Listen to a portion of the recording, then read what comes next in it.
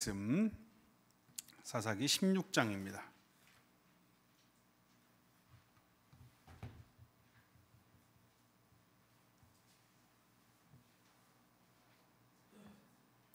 사사기 16장 1절부터 3절.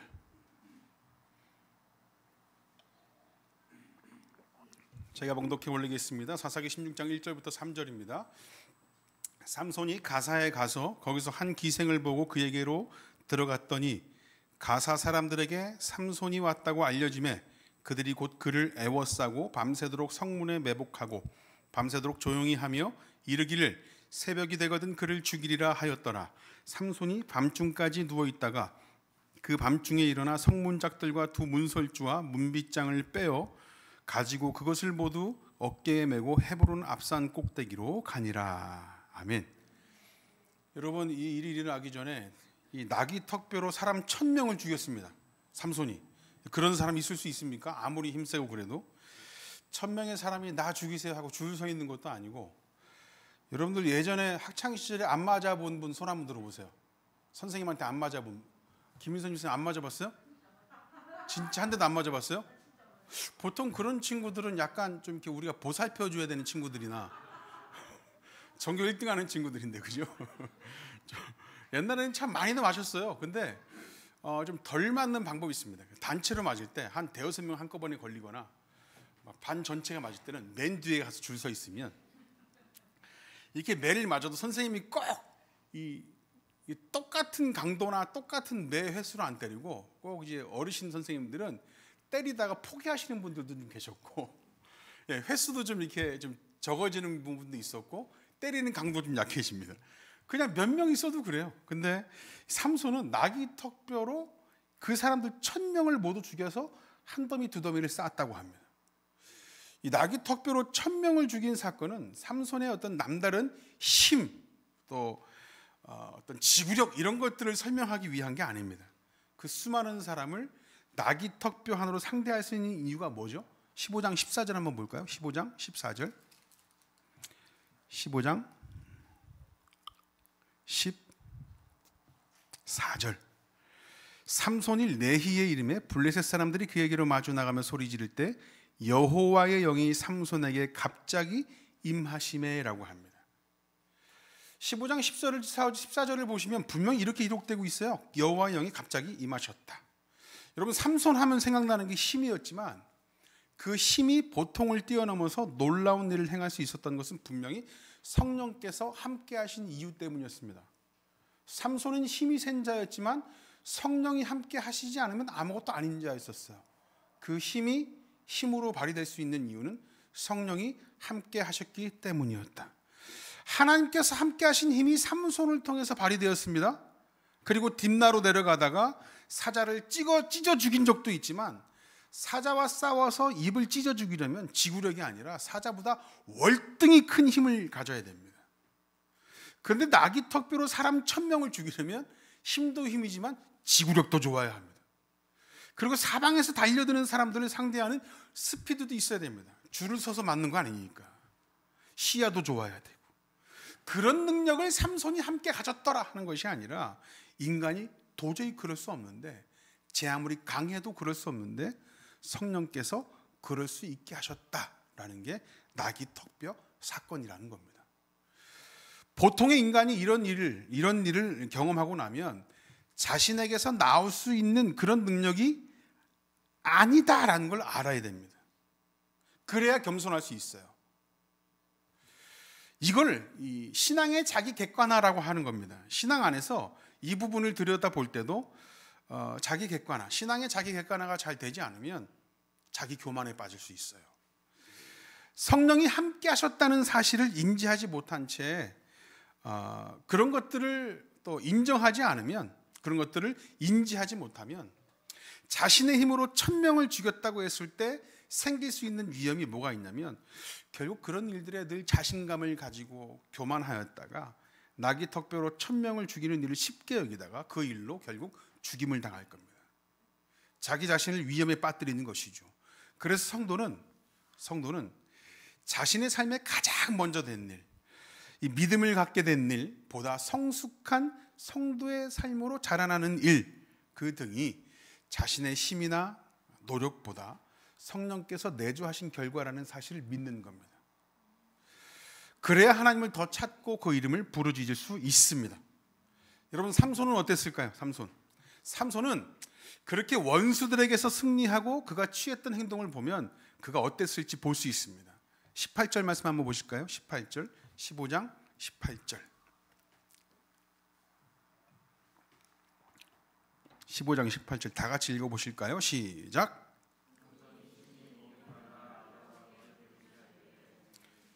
종의 손을 통하여 이 큰 구원을 베푸셨사오나 내가 이제 목말라 죽어서 할례받지 못한 자들의 손에 떨어지겠나이다 하니라고 합니다. 여러분, 삼손이 나귀턱뼈로 사람 1000명을 죽이고 제일 먼저 누구를 찾았습니까? 누굴 찾았어요? 하나님을 찾았습니다. 하나님 찾았습니다. 하나님의 이름을 부르짖었습니다. 1000명이나 때려 죽인 인간이 뭐라고 부르짖어요? 하나님 목말라요. 그러고 부르짖는 거예요. 1000명이나 때려 죽였습니다. 그 손을 통해서 구원을 베푸신 뒤에 삼손은 목이 마르다고 외치고 있습니다. 여러분, 1000명을 때려 죽이는 모습을 보세요. 멀리서 한번 이렇게 한번 상상해 보세요. 얼마나 그 위세가 당당했겠습니까? 여러분, 그 마블 영화의 캡틴 아메리카나 어벤져스 같은 거 보세요. 그 캡틴 아메리카 혼자 막 이렇게 적군들 막 때려 죽이잖아요. 이렇게 막 되게 멋있잖아요. 그죠? 그 한 번에 1000명 때려 죽인 걸 본 적이 없어요. 캡틴 아메리카조차도. 여러분, 그 속도, 그 힘, 그 위세, 여러분 그게 얼마나 당당했겠어요. 1000명을 때려 죽이는데 피가 범벅돼 가면서 막 한 더미 두 더미 그 시체를 쌓았습니다. 그런데 자신의 목마름 하나 해결 못해서 하나님을 찾는 존재. 그러니까 인간이 그렇게 연약한 존재라는 겁니다. 이 마치 온몸에 상처를 입으며 호랑이를 때려잡았는데 호랑이 다 때려잡고 나니까 당 떨어져가지고 눈깔 사탕 없나 어디 찾는 거 똑같은 거예요. 그래서 성도라 함은 무슨 거대하고 위대한 일에 쓰임받고 나서기 위해서 준비된 자가 아니라 작은 일에도 하나님과의 관계를 먼저 생각할 줄 아는 자여야 한다는 겁니다. 지금 이 설교를 하는 중에 오늘 나오지 않으신 이 독감 걸리신 분들이 많이 계십니다. 어제도 이런저런 전화를 받았는데 진짜 되게 많아요.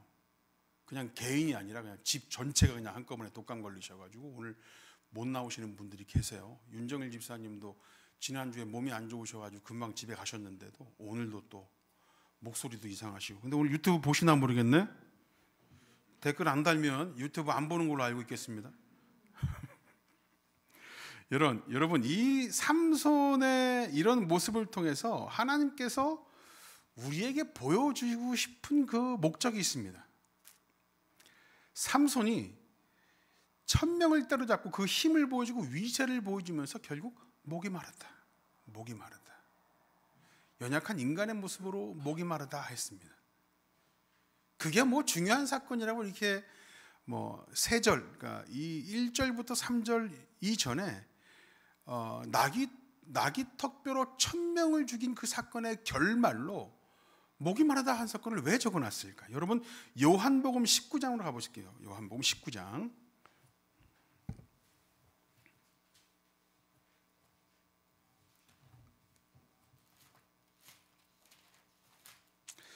제가 아까 우스갯소리로 호랑이를 때려잡고도 이 저혈당이 와가지고 눈깔 사탕 찾는 모습과 비슷하다라고 제가 비아냥거리는 말로도 얘기했지만 요한복음 19장 28절 삼손의 그 모습이 정말 그렇게 비아냥거리고 인간의 연약하지만 그러면 단순히 손가락질 받을 만한 인간의 연약함을 보여줄 만한 모습이냐? 그 하나님은 이런 모습을 통해서 뭘 보여주고 싶으신가? 요한복음 19장 28절입니다. 28절. 다 같이 읽어보시겠습니다. 시작. 성경을 응하게 하려 하사 이르시되 내가 목마르다 하시니 하십니다. 예수님께서 위대한 일을 행하셨습니다. 그 모든 일을 행하셨습니다. 그 모든 일이 뭐죠? 원수된 사탄에게서 죄인들을 구원하시기 위해 예수님께서 십자가에 달리신 일에 대한 것입니다. 그 일보다 위대한 일이 세상에 어디 있겠습니까? 그렇게 우리를 구원하시고 그렇게 예수님을 통해서 구속사역이 완성되었습니다. 그러나 삼손은 구원을 시작했다라고 합니다. 그가 완성하는 게 아닙니다. 그는 예표하는 사람이니까 그 사람은 구원을 보여주고 나타냅니다. 시작을 알립니다. 그렇게 인간이기에 스스로 구원할 수 없으며, 인간이기에 하나님의 일보다 자신의 일을 생각하다가 무너지는 모습, 우리를 구원하시는 그리스도의 등장을 동시에 보여주는 자로 사사시대 삼손을 통해서 표현하고 계십니다. 마치 알아듣지 못하는 사춘기 자녀한테 잔소리하듯 삼손을 통해서 계속 보여주고 계시는 거예요. 계속해서 위대한 일을 행하시고 목마르다 하신 예수 그리스도를 나타내고 있다. 그걸 보여주는 것이 오늘 본문에 등장하는 삼손입니다. 16장 1절입니다. 삼손이 가사에 가서 거기서 한 기생을 보고 그에게로 들어갔더니, 예수 그리스도를 예표하지만 스스로 구원할 수 없는 인간의 가장 연약한 모습도 드러내고 있다라고 했죠. 16장 1절, 가사에 가서 거기서 한 기생을 보고 그에게로 들어갔다고 합니다. 여러분, 완벽한 남자를 좋아하십니까? 저 정도로 생긴 것도 보통이고 덩치도 보통이고 하는 짓도 보통 정도 돼야 인간적이고 가장 가정적인 사람이 되는 겁니다. 삼손같이 힘도 세고 세상 무서울 것 없이 완벽하게 되면 사고를 치게 되어 있습니다. 여러분, 사사시대라서 그렇지 요즘 같다고 생각해 보세요. 힘도 세고 사람도 죽였는데 다음 행보에 겁도 없이 하고 싶은 거 할 줄 아는 사람, 그런 사람이 어떤 사람들이에요? 재벌 2세쯤 되겠죠, 그죠? 재벌 2세쯤. 재벌 2세쯤 됐는데 외모도 됩니다. 싸움도 잘해요. 누가 건들지도 못합니다. 여러분, 그런 사람들이 있습니다. 가진 것도 많고 생긴 것도 잘생기고 권력도 좀 있는 남자. 누구나 꿈꾸는 그런 남자인데, 자신의 남자가 그런 여자분들은, 자신의 남자가 그런 이 여자분들은 얼마나 뿌듯하겠습니까? 잘생겼죠, 힘도 세죠, 그죠? 그런데 이런 사람들일수록 가정적이기보다는 세상을 좋아하고 여자를 좋아합니다. 제가 볼 때 이 뿌리교회 남자 성도님들 정도 돼야 가정적이다라고 할 수 있죠. 가정적. 제가 우리 뿌리교회 성도님들 딱 이렇게 남자분들 보시면 김기정 집사님 좀 이렇게 이 외모나 이런 걸로 보면 좀 위험한데 가정적입니다. 아주 상당히 가정적이에요. 그러지 않은 분이 없어요. 여러분, 삼손은 무서울 게 없습니다. 싸움도 잘하죠. 그냥 잘하는 게 아니라 사자하고 싸워서 이깁니다. 사자를 찢어 죽입니다. 1대 1000으로 싸워도 이깁니다. 이 정도 되면 당시 사회에서는 신으로 받들리고 추앙받아도 무방해요.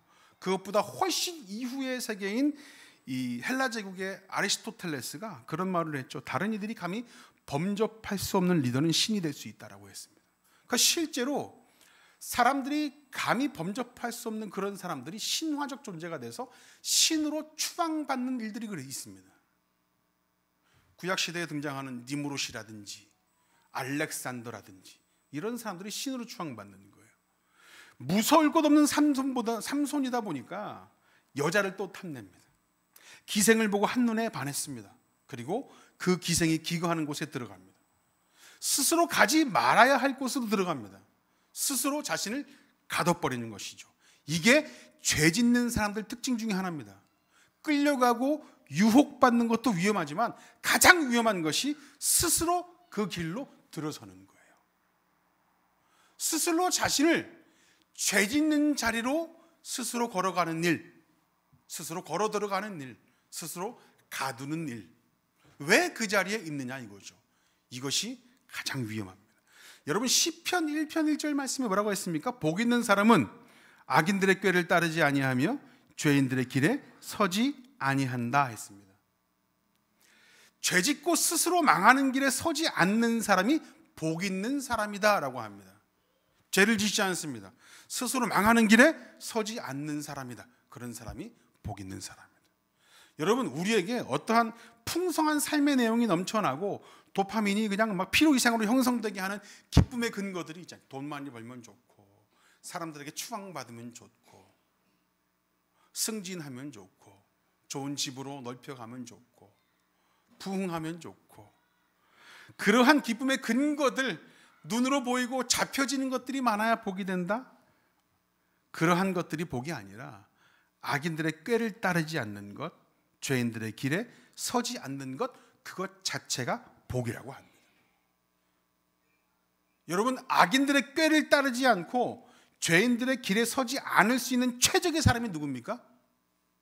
악인들의 길에 서지 않습니다. 그 꾀를 따르지 않습니다. 그 길에 서지 않을 수 있습니다. 그런 최적의 사람이 어떤 사람이에요? 예수 그리스도를 내 구주로 믿는 성도죠, 성도. 예수님을 구주로 믿지 않는데 악인들의 꾀를 따르지 않고 죄인들에게 서지 않습니다. 이거는 있을 수 있겠지만 우리는 신앙의 양심으로도 그럴 수 있고 말씀을 따라 말씀을 쫓는 자의 삶을 살다 보면 이런 삶을 살지 않을 수 있는 최적의 사람이 바로 성도라는 거예요. 그러니까 우리의 성도됨 그 자체가 가장 복이라는 얘기입니다. 시편 1편 1절 말씀에 의하면 여러분은 그러니까 복을 찾는 사람들이 아니라 이미 가장 큰 복을 누리고 있는 사람이다 할 수 있습니다. 여러분들은 복된 사람이에요. 복된 사람. 스스로 그 길에 들어서지 않을 수 있는 사람이고 그 악인들의 꾀를 따르지 않을 수 있는 사람이다. 그런 사람은 곧 성도이니 그 성도됨 자체가 복이다. 그 복을 누리는 분들입니다. 삼손이 한눈에 반한 기생의 집에 스스로 들어갔습니다. 그랬더니 어떤 위험이 생겼어요? 2절입니다. 2절. 우리 다 같이 2절 한번 읽어보실게요. 시작.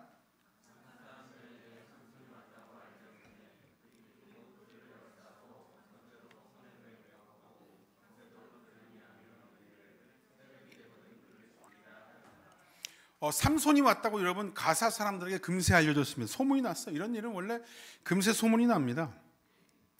그곳 사람들이 그를 애워싸고 밤새도록 성문에 매복하고 있다가 새벽이 되면 그를 죽인다 했습니다. 야, 새벽이 되면 그를 죽이자. 왜 그럴까요? 새벽에 가장 깊은 잠에 빠져 있잖아요.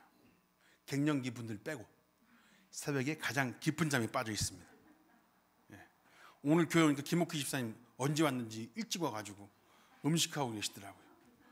보통 저희가 일찍 옵니다. 저보다 일찍 오는 분이 없어요.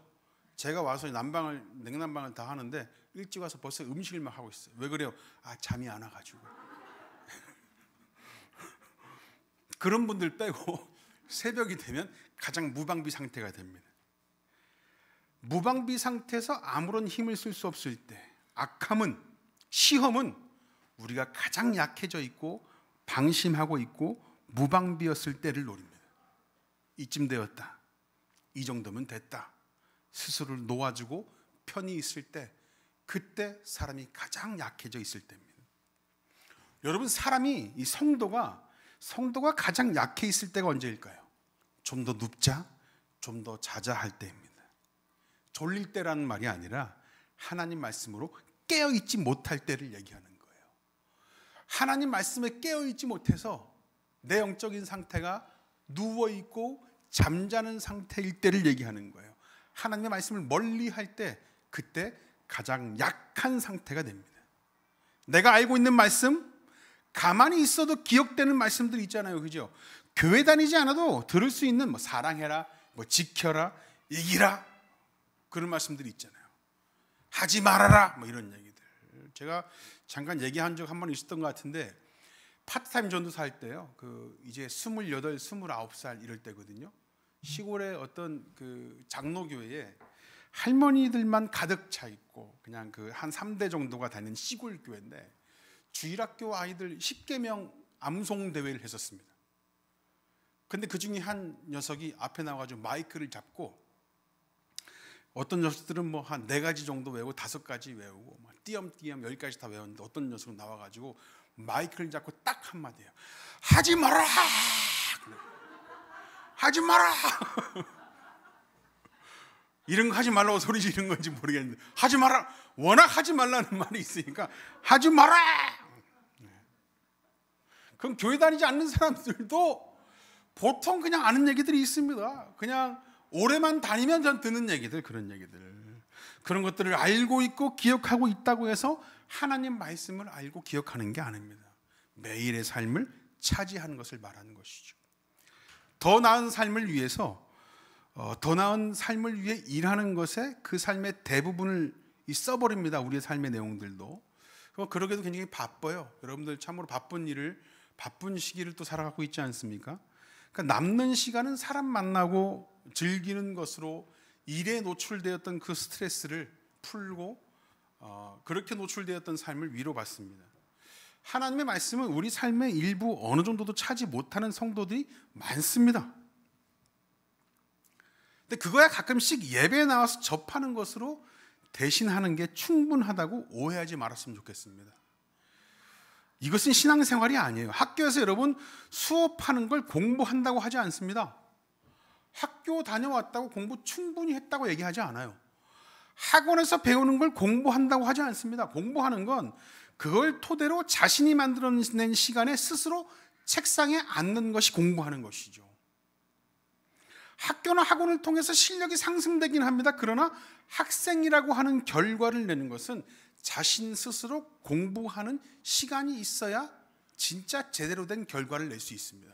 그래서 공부는 학교 다녀온 게 공부인 게 아니라 학교 다녀와서 그걸 토대로 자신 스스로 공부하는 것, 자신 스스로 해내는 것이 공부입니다. 축구도 마찬가지입니다. 경기보다 그 실전에 나서기 위해서 스스로 노력하는 시간이 진짜 축구를 하는 시간이고 선수의 실력을 만들어냅니다. 우리가 드리는 이 특정한 시간의 예배를 통해서 말씀을 대하는 시간은 신앙생활의 극히 작은 일부입니다. 전부가 아니에요, 여러분. 성도의 삶 전반에 스스로 말씀을 대하지 않으면, 그게 없으면 약한 성도가 되는 것이고 새벽에 잠을 자는 완전 무방비한 상태가 되는 사람인 거예요. 악은 그 사람 곁에 그럴 때 늘 도사릴 겁니다. 그러나 평소의 삶이 말씀에 깨어있다고 한다면 다르겠죠. 3절입니다. 3절. 쟤는 분명 새벽에 무방비 상태가 될 거야. 새벽에 공격하자라고 했는데 3절에 다 같이 읽겠습니다. 시작.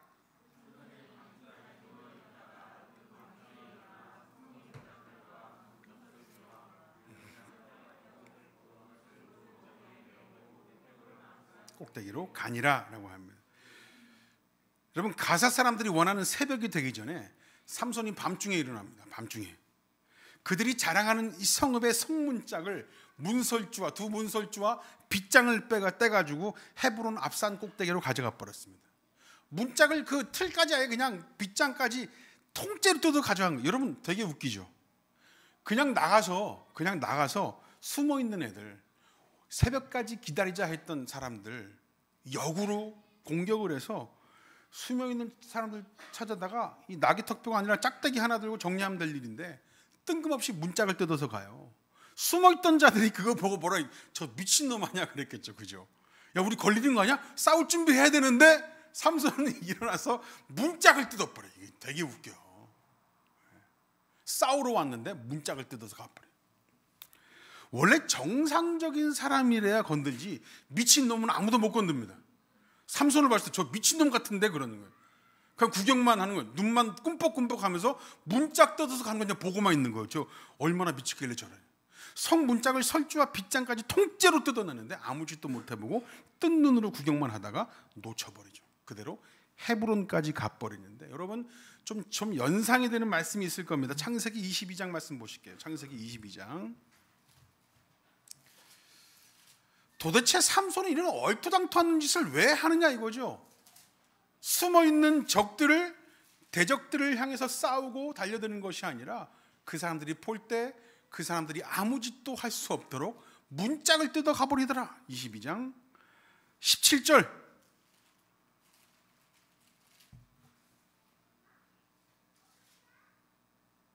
다 같이 시작.